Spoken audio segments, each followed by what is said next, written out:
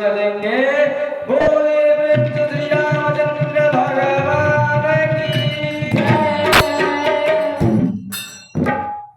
आज माता सती को लेकर के महादेव जी कथा श्रवण कराने ले जाते, और जैसे ही कथा श्रवण करने के लिए गए, आज महादेव जी को देख करके कुंभज ऋषि खड़े हो गए और महादेव जी को पूजन करते, वंदना करते और फिर पुनः आसन पर बैठ जाते और राम कथा को श्रवण कराने लगते। क्या कहते हैं?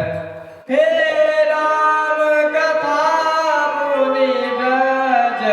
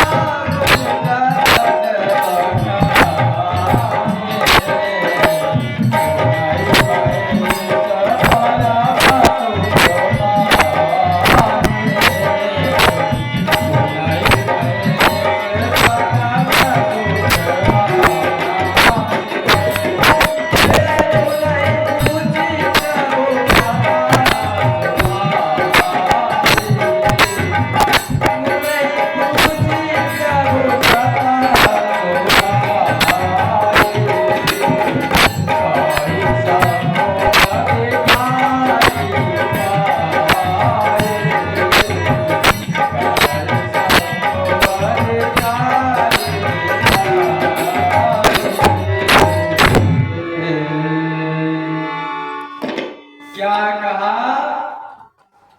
राम कथा मुनि ब्रज बखानी, अर्थात मुनि आज कथा को बखान रहे, अर्थात कथा को जैसे कहते हैं ना भैया, वह कथावाचक आए थे, कथा को भैया भैया छड़ा, आज कथा को बखान रहे हैं। राम कथा मुनि ब्रज बखानी, सुनहि महेश परम सुख मानी, अर्थात मुनि को कथा को बखान रहे हैं और महादेव जी अपने आप को परम आनंद नंद आनंद में डूब गए। राम कथा मुनि ब्रज बखानी, सुनहि महेश परम सुख मानी। महादेव जी अपने आप को परम सुख को मान रहे, परंतु यहाँ पर क्या होता है? मुनि पूछ रहे हैं, मुनि पूछी प्रभु कथा सुभाई, कहि शंभु अधिकारी पाए। अर्थात मुनि पूछते हैं, प्रभु आपको क्या राम कथा मन में जच रहा है? आपको कथा प्रिय लग रहा है? मुनि कहते हैं, आपको अच्छा कथा लग रहा है, कथा में दम है? महादेव जी कहते हैं, आज मैं कथा को सुन करके परम आनंद को प्राप्त कर गया। जो कथा को श्रवण करने मात्र से लगता है कि मैं साक्षात राम में लीन हो गया। और एक बात को याद रखो ना, कथा श्रवण करने का यही सबसे सुंदर बेहतर मौका है महाराज। एक बात को जान ले, मैं कथा कह रहा हूँ, सिर्फ शारीरिक वस्तु ही कह रहा हूँ, अभी इसमें बिल्कुल भी फेट फाट नहीं कर रहा, अर्थात न ही किसी उपमा दूसरा दे रहा हूँ और न ही दूसरे जगह से कह रहा हूँ। आप रामचरितमानस को बालकांड पढ़ के देख सकते हैं महाराज।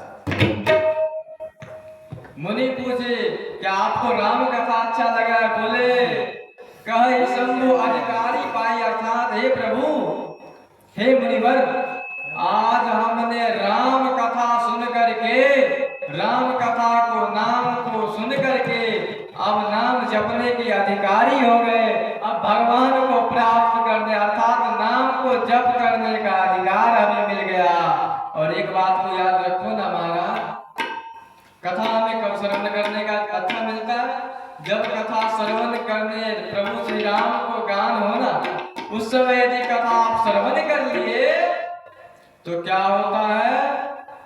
बोले, आपको नाम जप करने का इच्छा अपने आप प्रकट हो जाएगा। और जो व्यक्ति नाम जप कर लेते हैं वह साक्षात स्वर्ग साकेत वैकुंठ को भी अपने श्री चरणों में रख लेते हैं महाराज।